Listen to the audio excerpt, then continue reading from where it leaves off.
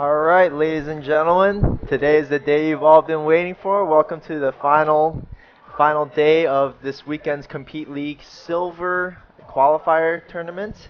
I'm Roofster, and today AB Baller will not be joining me today. Instead, we have Sana here, who will be doing your color commentaries. Sana, say hello. Hey, how's it going, guys? I'm glad to be here. So we've had a fantastic set of games yesterday and the day before, Sana, and we're actually going into um, getting ready for the next set of games between Day Wards on Make Some Trouble on purple side. So we actually Sana came from College of Casting, and it's a great Facebook group. If you guys ever get the chance to check them out, definitely do so. There's definitely tons of opportunity to just cast and learn a lot about casting and stuff like that. So that's actually where I first found my first match to cast. So tell us a little bit about it yourself, Sana, while we're waiting for Um, Champ Select. I started playing League a couple of years ago. It was actually a roommate of mine that got me into League of Legends, and just kind of been playing ever since. This is the first year where I've started playing competitively, and I feel fairly accomplished because I've gone from Bronze 5, which is essentially the lowest tier, and I'm up to about almost Silver 2. I'm in my promotion series in just the course of a couple of months. So Ooh, I nice. feel like I'm getting a lot better, and I know quite a bit about the game, having played for a couple of years. So. Awesome. Well, best Yeah, of luck to you on your promotion series. Are you in promotions for gold or just climbing through silver still? just climbing through silver. I graduated from college and started a new job, which makes it kind of tough to continually play. So I'm slowly climbing up, but I can say that I haven't yet fallen down a league. So I can Ah, still say I'm climbing instead of falling. So well, that's great. yeah. But how long have you been shoutcasting for? Not too long, probably just about a couple of months. I've done a couple of tournaments, but not a whole lot. Most of the time, it's just me picking it up and going and casting some of my friends, and just having fun in general. Awesome. Yeah, that's what, I just started doing that, like, just going in the random games and just trying to see what I can do, just see what kind of game knowledge I could spit out while just spectating random games. And that's pretty much how my love for casting just started, just by doing that. So we're just waiting to get a couple people in the champ select. We will be starting momentarily. We still have 2 minutes. The games are supposed to start at 6 o'clock or 6 o'clock Central. Um, so actually, we just got in the champ select. Yeah. Um, yeah, so it looks like first band coming out, Lee Sin, followed directly by a Jarvan. J4's banned out. Mm. Um, and those look like I'm just kind of wondering. I don't know the teams here extremely well, but Hmm. it seems like Lee Sin and Jarvan are kind of player-based selections. I don't know that those two champs are generally banned out a whole lot, Right. but these teams probably know each other, and maybe they're both trying to go for a specific team comp, which the champions that they're banning out would interrupt that team comp that they're trying to go for. Right. That's a good point. You're right. You typically don't see a lot of Jarvans. Cassiopeia has seen very little play in solo queue and even in the LCS. So I'm agreeing with you that these are probably targeted bans. But the Thresh ban is definitely a very solid, safe ban. You don't want to give that in the hands of support, whether or not they main Thresh or not. You don't want to allow the team to get that type of just the peel and the engagement in bottom lane like that. And we Yeah, and we do yeah. I was have just gonna first say pick. Oh, sorry. Go also. ahead. Yeah. So first pick Lulu, second pick Tristana. So Lulu went to the blue team, Tristana and Leona went to the purple team. Wow, these picks are coming out pretty quick, and there's Yeah. locking pretty quick as well. So it looks like both teams are, have some kind of a team comp in mind, and they're just going for it. Right. So Yeah, you'll see a lot of times with these more experienced teams that have actually had a lot of time to think their team comps through. They're gonna try and ban out the champions that really give their team comps the most trouble. So I'm guessing this Cassiopeia ban, Leona is a very all-in type of champ. Once she lands her Zenith Blade, the Solar Flare is gonna come down shortly after. So um, Cassiopeia enables that to just stop that thwart that attack pretty much with her ultimate. So very safe ban Yeah, for that comp. yeah, and it's also pretty interesting. Tristana, I haven't seen too many Tristana Leona combinations, but it seems like it could be a really good combination because you can have Leona jump in there with her Zenith Blade, and then Tristana could rocket jump right on top of that champion, dealing additional damage. Plus, with that Sunlight proc Hmm. from Leona, that helps Tristana deal additional damage there. So that really could hurt bottom lane depending on which ad carry they go for. Right. Yeah, very good point there. They do have pretty good range in late game, but Tristana's weakest point is probably in early stages. So it's going to be interesting how Leona accommodates Tristana's lower range in the early ranks. And we do have Cho'Gath picked up, and also Ari picked up for Day Wards. And on Want to Make Some Trouble, Zach has been locked in, and they are just hovering over Annie. Do you think? What do you think about Annie nowadays? She hasn't seen much play lately. She's actually seen a lot more play in the last couple of weeks than I've seen her played almost ever since probably about season one. Right. But the burst coming out from Annie could catch Ari off guard. I guess it really just depends because both Ari and Annie have the ability to burst out each other in lane, and so I think it'll just be whoever gets the drop on the other person. Yeah, definitely. And they do. She does lock in that Annie pick, and Day Wards is quick to lock in Caitlyn, and they're just hovering over Hecarim right now. So typically, when a lot of competitive teams, when they pick up Caitlyn, they're opting to go for a lane swap because it's just so much range up there in the top lane, and it's hard to gank a Caitlyn when she has her Caliber net up, and Lulu also provides great clearing with her Glitter Lances as well. So. It'll be interesting to see what if they decide to do the lane swap or they try and play conventional bottom lane. Yeah, it'll really be interesting because Tristana and Leona versus a Lulu and a Caitlyn. I mean, I would say that's a pretty even lane. Hmm. They both have their advantages. So Caitlyn's really squishy, but Tristana's fairly squishy herself. And Lulu also has the ability to just keep a champion off of Caitlyn in a couple of different ways. If Tristana tries to go all in, she Lulu could what is it called when she transmute? Is that the right term? Whimsy, I believe. Whimsy. There we go. Yeah. Yeah, that's Hmm. the one. Where she transforms somebody into, depending on the skin, perhaps a cupcake or something like that. Yeah. So her Whimsy could just be used to transform somebody, as well as her slow can keep people off of Caitlyn's. The double slow coming out from Caitlyn's 90 caliber net, as well as Lulu's slow could just stop somebody from engaging on you. So it's very difficult to gank those two champions. But then, Tristana and Leona just really want to go all in there. So Yeah, absolutely right there. And as it stands, Jace has been locked in to round out Want to Make Some Trouble's team. So how just by on paper, what do you think about these team comps right now for both um, sides? well, it looks like Blue Team really did want to go for that Shen. Elise is probably the hardest counter to Shen in lane, Hmm. simply because she has two abilities that do percentage damage, and so it's really difficult for Shen to play against that Elise. And so you can kind of tell from the beginning that they did want to pick out that Shen. And obviously, when you see a Shen, you think immediately split push, because that's what Shen is all about. Hmm. Whereas with the purple team, they want to go all in. They have the Jace's acceleration gate to help them get into fights. They have the Annie stun with her ultimate, the AoE stun, as well as Leona and Tristana. I mean, that to me says kind of an all-in team. Whereas Right. with the blue team, it could be either a kite team, or it could be a split push team, or it could be an all-in team, depending just on how they use their abilities.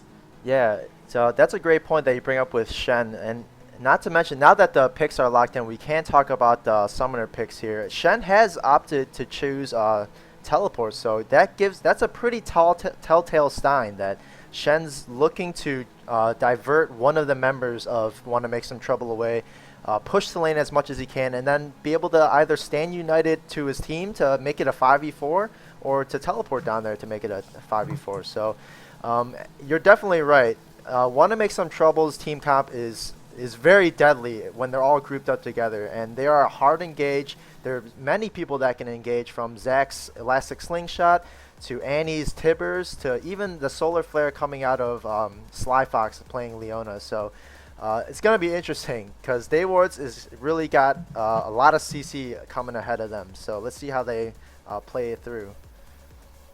Yeah, and I think initially too, you have a Cho'Gath and a Zac in the jungle, and I'm just trying to compare and contrast their ganks here. Zac obviously has a huge gap closer with his elastic slingshot, whereas Cho'Gath doesn't really have a gap closer, but he does have his rupture, which can catch somebody out. And so if Ari lands a charm, or if Caitlyn lands a slow, or if Lulu lands a whimsy, or if Shen lands a taunt, then he'll have the ability to rupture and then just walk into lane essentially. So I'm going to say that Zac with his elastic slingshot may have an initial advantage with the ganks at the beginning of the game. But again, if any of the crowd control lands, it'll be a lot easier for Cho'Gath to land that rupture and successfully gank as well. Yeah, I completely agree with you. Yeah, the part of the reason why Cho'Gath has gotten glimpses of play in competitive play is because that rupture is just so hit or miss. If you don't hit that rupture, that gank is essentially failed. But if you do get it, it's a very high reward because it not only does it knock up, it does slow down afterwards, and that allows Cho'Gath to get a little bit closer and get that feast on them to really nuke that champion down that they're ganking. Yeah, and with Zac, I mean, he does both have a knock-up and a slow, but they are two separate abilities. You can land them almost simultaneously, but he does have to use his elastic slingshot to get in there and then use his Q to slow down a champion. Yeah. So, So, hopefully they are able to ward against the Zac, because the hardest part about playing against the Zac are just the angles that he can take into a lane. It's just sometimes you have no idea where he can be coming from, and if you don't have any vision, you're pretty much just cowering away from any sort of edge that he can be lurking in. yeah, and just to give you kind of an idea as to some of that range, I mean, I know that a lot of people have played against him, but I've actually played a couple of games where you can stand in the red pit, the red buff pit, and jump all the way into the Baron pit. And so it's a Right. very unconventional way for you to be able to, say, steal a Baron. And so that kind of gives you an idea that he can stand in incredibly unconventional places right before he comes in to try to gank you, simply because he has that huge range on that elastic slingshot. So it's very difficult to ward out against a Zac on the enemy team there. Right. Yeah. I definitely agree with you. You can even see sometimes Zac elastic slingshot past the dragon or baron and smite steal as he's flying in midair. That's just not many other junglers do have that capability. So while we're loading in, let's go through these team comps real quick. For Day Wards, we do have Ravax on Lulu, Momo on Cho'Gath, Bright Nova on Ari, Shield and Sword on Caitlyn, and Hill of Shovel on Shen.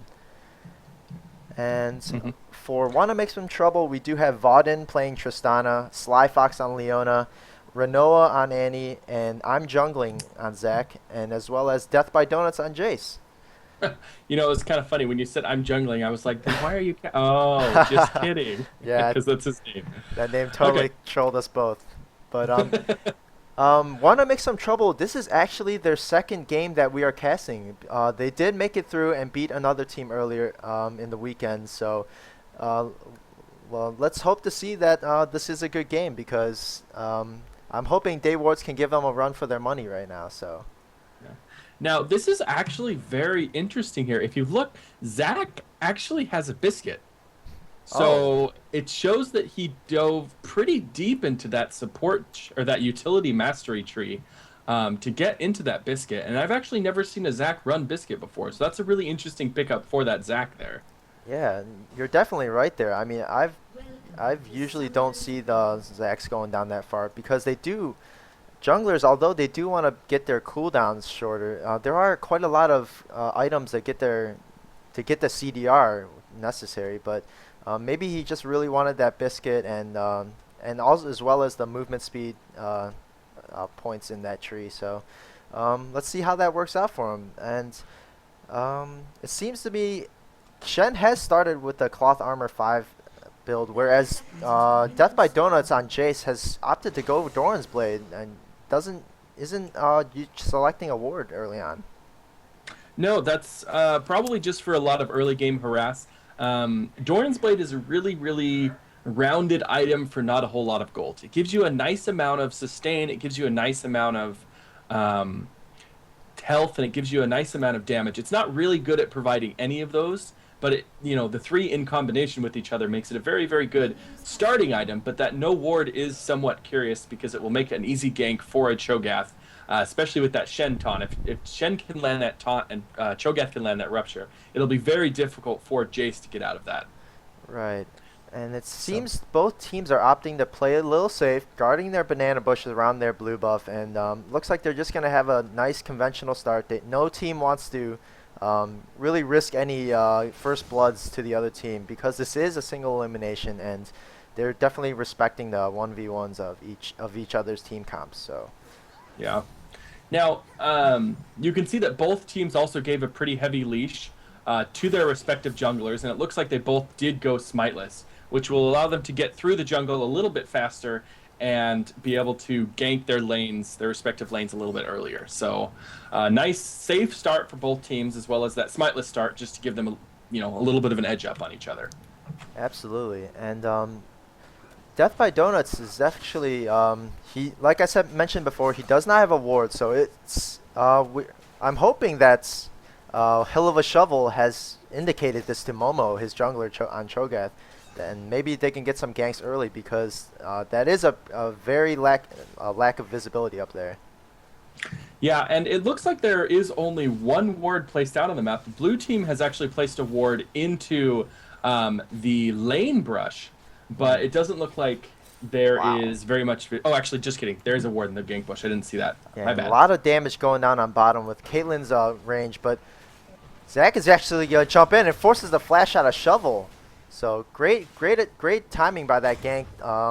Even though I mentioned that Death by Donuts didn't have the ward, it was interesting to see that I'm jungling on Zach got there before Momo because, like I said, there's no ward and well, I guess no wards for Shen as well. So good move for both teams there.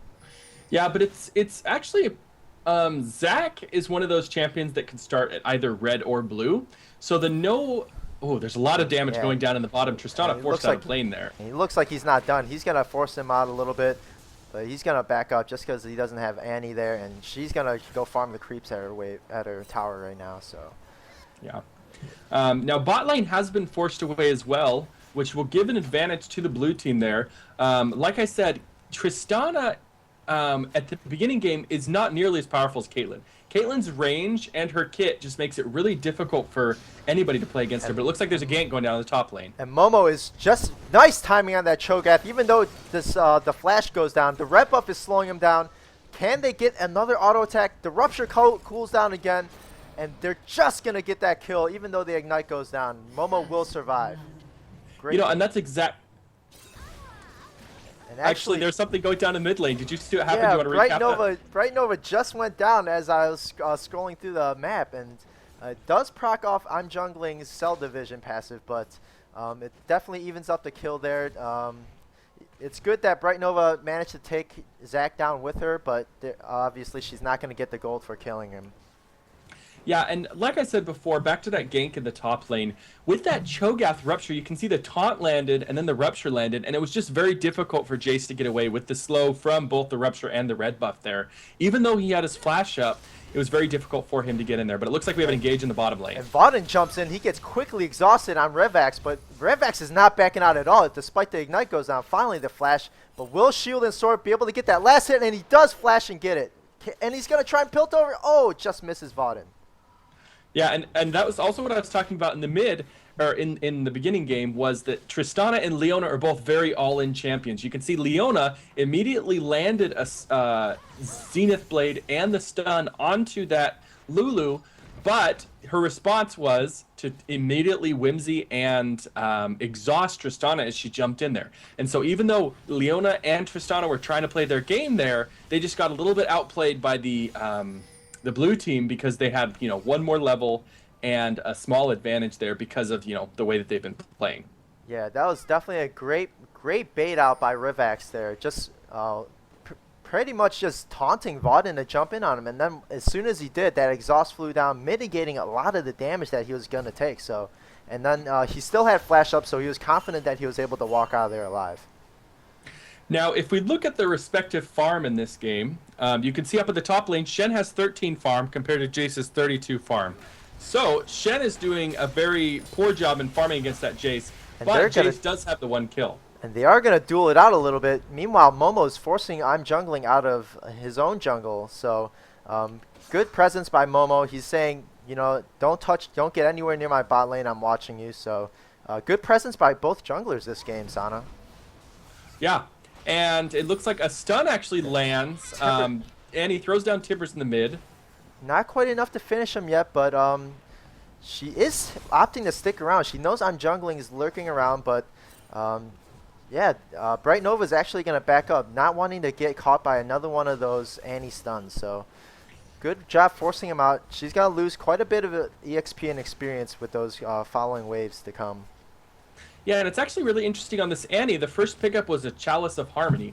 Annie is, I guess she is and she isn't a mana-hungry champ, depending on how you play her. Her spells have quite a high cost, but they have a low cooldown. And the exhaust However, goes down on Revast. And it looks like we have time. Sorry. He's still baiting it out, and the stun goes down. He's got to opt to go in with that Zenith Blade despite going down to the tower. And Vauden actually still does get the exhaust. Meanwhile, up at top, Hill of a Shovel is getting caught at his own blue. The Ignites are going down. Their Slingshot comes in and collapses on him. Bright Nova's in a very bad situation right now, and the Death by Donuts takes up that kill as well. Yeah, there was a lot of action that was going on. We were both trying to simultaneously cast the bottom and the top what was going on at blue buff. But overall, just in recap, Ahri, Shen, and Lulu went down in that for day wards. And then for Want to Make Some Trouble, Leona went down. And I believe Leona was the only one that went down in that overall engage. Yeah, I believe you're right as well. Yeah, just Okay. an action-packed start to this game. 10 minutes in, and there's already 7 kills on the board. Yeah, there's a lot of invade going on, as well as you can see blue team has that bot tower down to 55 health. And so all that really is it's kind of a bait into security, you can say. So red team feels like they still have the turret, they could be a little bit aggressive, and when in reality, all they have to do... I'm jungling is actually going to jump on the Revax here while he's warding, and the Zenith Blade follows up. Let's see if Vauden will jump in. The Shen ult actually comes down. They're going to force the back up because Hill of a Shovel is coming in. A taunt is flying in. It hits both of them. Exhaust flies down on Vauden. He's forced to rocket jump out. Meanwhile, Bright Nova picks up the kill on the Zac, and as well as Vauden goes down due to the snipe.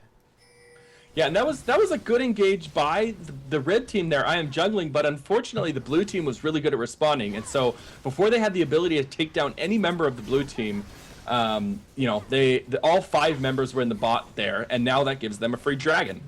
Yeah, and they do pick up a 2K lead, 2.3K lead from that. So definitely good reaction by Hill of a Shovel to notice that his support was caught out in a very bad place. They were going all in on him, so Hill of a Shovel had no choice, and great response time by him and the other teammates of Day Wards. Yeah, and so going back to what I was saying before that long stream of engages, so Annie has a Chalice of Harmony. Now, Annie can be a pretty mana-hungry champ, or she doesn't have to be a pretty mana-hungry champ, depending on how you play her. And what I mean by that is her Q, which is her Disintegrate, refunds the mana on itself if it gets the killing blow. And so if you're simply using her abilities to farm, she can just use that Disintegrate and farm and not use any mana. But if you go for a lot of damage on the champ, which I think is going to happen right here. Zac jumps in, Renoa flashes down to get that stun, but they're going to burst it down. The Let's Bounce goes down, Ignites flies down to finish off Bright Nova. Great engagement by Zac. Sorry I had to interrupt you there, but these ganks by Jungling are just constant, and he just has so much pressure on this game right now. No, I mean, obviously the action's more important than the commentary, so keep it coming. But that was an example. You can see how if Annie has that blue buff and that chalice, she's not running out of mana anytime soon. She's still up at full mana, even after using her full burst of abilities. Right. So, yeah, you mentioned that Renoa really doesn't... Annie's don't really need too much mana regen because of that ability to refund by last hitting with the Disintegrate. But my guess is that maybe she's using it to get magic resist because she is a little bit worried about Bright Nova. She is... Ahri is a little bit of an assassin, but she is dependent on her ultis. So she might be worried about that, and also the Cho'Gath feast. So